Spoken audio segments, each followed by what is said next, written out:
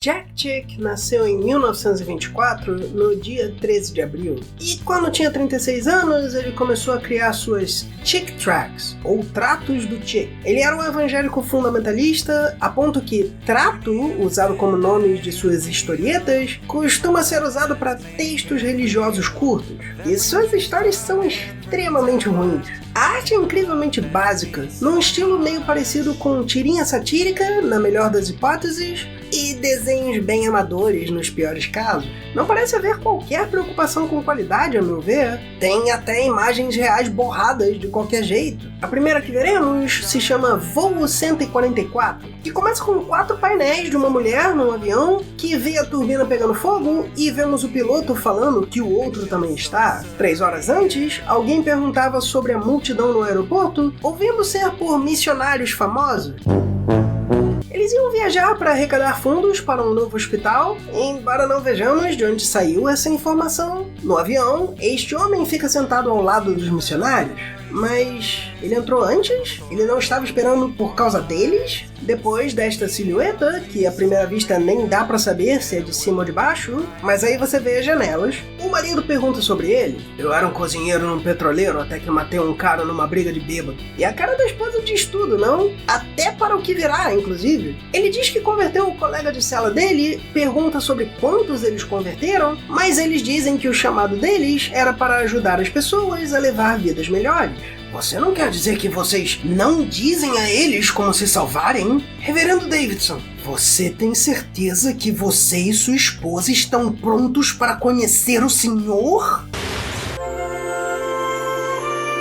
Logo depois, o piloto diz que vão fazer uma aterrissagem forçada, e o cara fala que a Bíblia diz que trabalhos não salvam ninguém, e o único trabalho que importa é o que Jesus fez por nós na cruz, contando com um versículo, Romanos 5, versículo 8, em que Cristo morreu por nós, sendo nós ainda pecadores.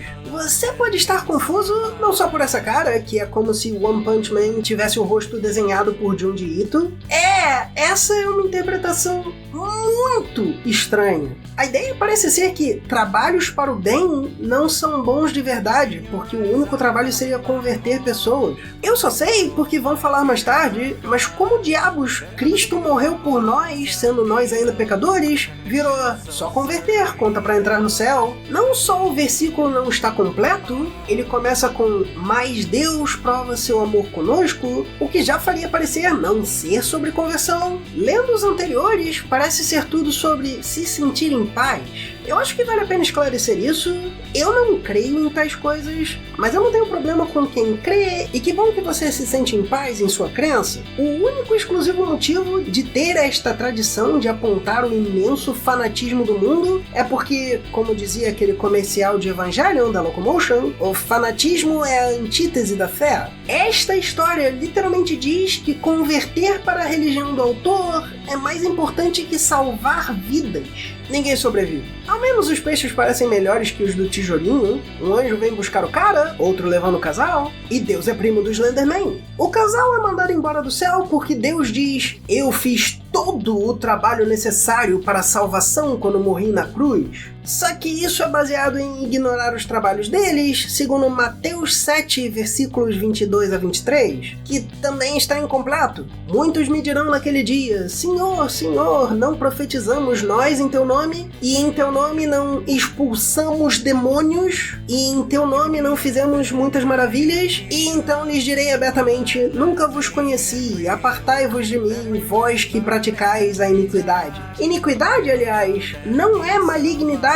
como ele coloca entre parênteses, é injustiça. Sabendo disso e colocando a parte que ele tirou desonestamente, parece ser muito mais sobre pessoas como ele, que expulsam demônios dizendo ser em nome de Deus, sem serem justos. Aliás, esse é o mesmo capítulo que começa com aquele versículo bem mais conhecido: não julgueis para não sejais julgados. Ele tenta confundir o leitor com a passagem sobre Jesus ser o caminho, Sabe, o cara que diz pra não atirar a primeira pedra, o que reforçaria a versão original do capítulo, que foi editado para fingir que seu Slender Deus faz sentido ao rejeitar boas ações. Mas, claro, na parte que ele mostra já está incrivelmente fácil de ver, porque a interpretação dele está errada. Porque pela graça sois salvos, por meio da fé, e isso não vem de vós, é dom de Deus.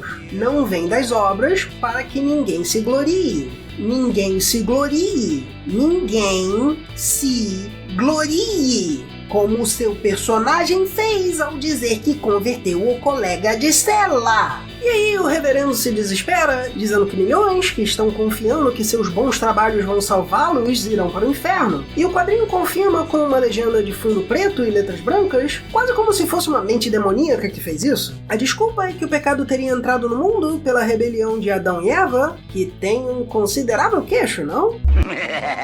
E nesse mundo, a fruta proibida talvez seja a berinjela.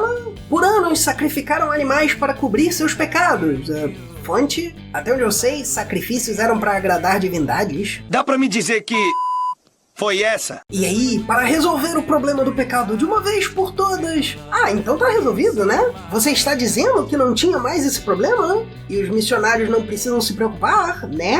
Não, ele usa uma passagem sobre ter de confiar em Jesus, que não fala de trabalhos. Só o fanático falando sobre conversão ser o único trabalho real pensa assim. Ele pega uma passagem que parece falar sobre a lei não ser automaticamente correta, e aí diz que a lei seria bons trabalhos. Slender Deus fala que eles rejeitaram a palavra dele. Mais uma vez temos uma passagem que não parece ser sobre bons trabalhos ou sobre converter outros. E aí os anjos os jogam de um precipício em chamas mal desenhadas, junto de um provérbio que diz: há um caminho que ao homem parece direito, mas ao fim dele são os caminhos da morte. Isso não faz sentido nenhum, por também não ser sobre trabalhos ou conversão. Mas vendo os outros versículos, parece falar sobre como resultados não são tão importantes quanto agir corretamente. O versículo anterior fala: a casa dos ímpios se desfará, mas a tenda dos retos florescerá. Eu pretendia ver 3 ou 4 delas, como o trato sobre Halloween, onde ele diz que são feitos sacrifícios humanos, ou Essa Foi Sua Vida, onde alguém vai pro céu ver um filme da sua vida e tenta argumentar que o que ninguém viu ele fazendo não devia contar, e depois que ele não acreditar quer dizer que não devia ir pro inferno. Mas tem uma que acho que podemos falar mais rapidamente, chamada Por que Maria está chorando? Vendo uma Maria de olhos grandes, a legenda diz: pobre Maria, seu coração foi partido pelas próprias pessoas que a amam.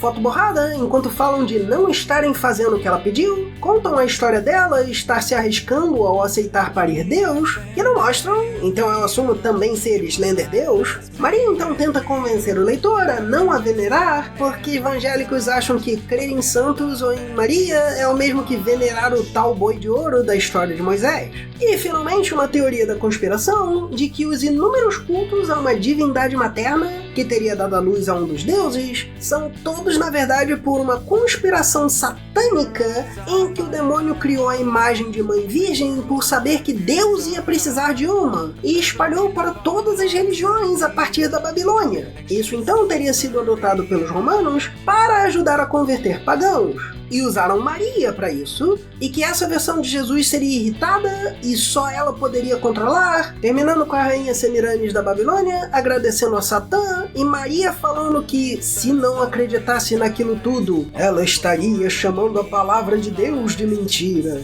Não é diferente de quando a igreja começou a chamar o olho de Horus de olho do demônio, é só para fingir que o diferente é ruim. Aliás, Semiramis foi rainha entre 824 e 811 a.C., enquanto ele diz que ela deu origem, por exemplo, a Devaki, mãe de Krishna, que teria vivido no ano 1000 a.C. no máximo. Se o demo pode saber antes da hora como Deus vai fazer seu avatar e consegue enganar o que tudo saber, voltar no tempo não deve ser nada demais. Seu idiota! Sempre me pareceu que para ser fundamentalista, pessoas têm que se manter bastante ignorantes. Mas eu resolvi começar com o Voo 144 porque me lembrou bastante dos cristãos que apoiaram a Record e depois se surpreenderam com a igreja satânica que colocaram na novela. Eu gostaria que esse tipo de fanático fosse tratado como merece, com ostracismo. E aos que não querem se impor e não vão a shoppings para dizer para crianças que Papai Noel não existe, Feliz Natal e boa vontade ao que são lúcidos.